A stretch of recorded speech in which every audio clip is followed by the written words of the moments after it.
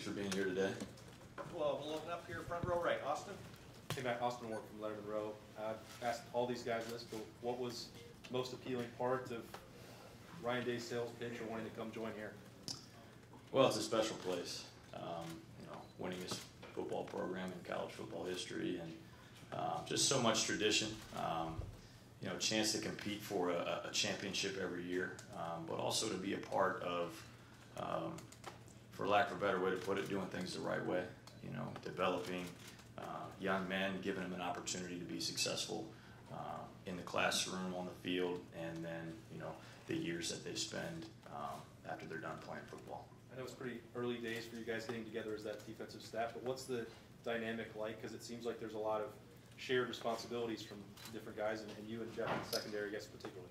Sure, yeah. It's been great so far. I had the opportunity to work with Coach Madison in the past, so I can't tell you how much football I learned from Coach during that experience, and a lot of smart people in the room. And I think Coach Hafley mentioned it before, but it's the full-time staff members all the way down to the GAs and the QCs. And no idea is a bad idea.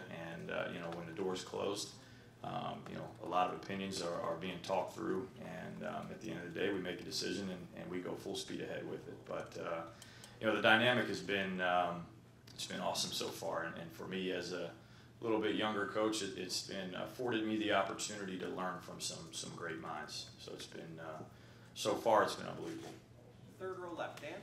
Dan Hope from 11 Warriors. Matt, as the special teams coordinator, kind of what's your philosophy to how to be successful on special teams? Is there anything specific you're really trying to drill into these players as you get started here in your first year? Well, just trying to continue to develop and continue to cultivate the importance of special teams, which has been phenomenal here. It's been done at the highest level here, so that's already in place. So just continuing to develop that is a big part of it. Keeping in mind we're going to play our best players on special teams.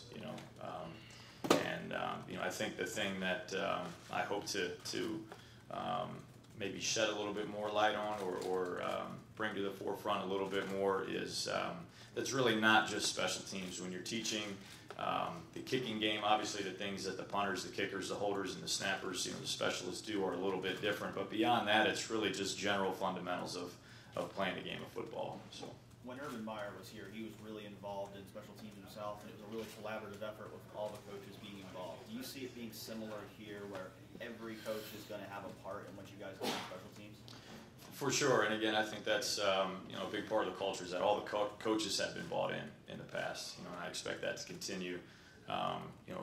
Alluding to the GAs and QCs again, I think I've got the best one in the country. Parker Fleming was very involved last year in game planning and the day-to-day things, and we've been fortunate to keep him here, and I can already tell what a bright young mind he is. But definitely input from the staff, guys being bought in and coaching those special teams periods as hard as they would coach, their position, indie work, or whatever it may be. Expect that to continue. Front row left, Doug. Doug Landry, Cleveland.com. In terms of the secondary, will the corners and safeties be in meeting rooms together, or will they be coached separately? How will you guys handle that? I would defer to Coach Hafley on that.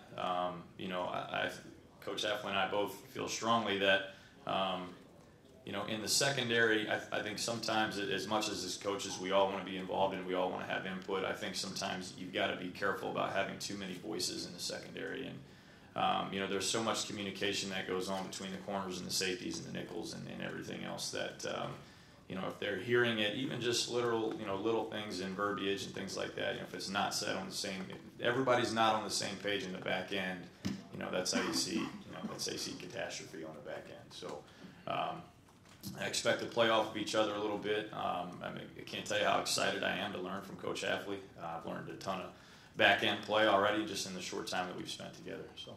And as was mentioned before, Urban Meyer basically called himself the special teams coach, when he was here. So this is a little bit of a change, it feels like, for Ohio State. What's the advantage of having an assistant sort of with that title that you have? And they've had a guy sometimes in the past who've had that title, sure. But why is this setup maybe the right way to go? Well, the head coach wears so many hats. you know, and there will be many things that come across his desk that will thankfully never be anywhere near mine. So, you know, it affords me the opportunity to really dive headfirst in it with minimal distractions. Far left, Lori. Lori Schmidt, 105 cents in the zone. You talk about playing with your best players in special teams, but generally those players are guys with a track record. In the past, OSU's also used special teams as sort of a proving ground for players who want to earn more playing time. Sure. Can you talk about that balance that you need to strike there? Is you want your best players on the field, and yet that's a way that young guys can earn PT. Absolutely. You know, you make a great point, and I think you've got to find you know, that happy medium there of playing your best players, but also giving your young players a chance to develop and show themselves. I think a lesson I've learned the hard way in the past is that you're coaching everybody in that room, and although that guy may not be a starter for you on punt team, you know, the first week of training camp, but you know, it's a war of attrition in the Big Ten. You know, it's a long season and it's a physical league, so you've got to get everybody in your room ready to play. And I think, you know, the other thing about special teams is it's not as involved from an X and O standpoint. You know, so where you may have to get a position player, you know, really coached up on all the intricacies of what you're asking them to do that fits within your offensive or defensive scheme. You know, on special teams, I mean, there are some little things, scheme things here and there, but you know, at the end of the day, it's you know, we say it's technique and effort. So get those guys right on their technique early on, and you know, just watch them go play with their hair on fire. You know, definitely gives those guys young guys an opportunity to do something where they understand more quickly than maybe something at their offensive or defensive position, and a chance to go, you know, show what they can do. Since you said that's a lesson you learned the hard way, I don't mean to bring up bad memories for you, but I mean, it sounds like there were occasions where that struck home with you. Can you tell us about those times? Yes, ma'am. Even just this past season, you know, if you looked at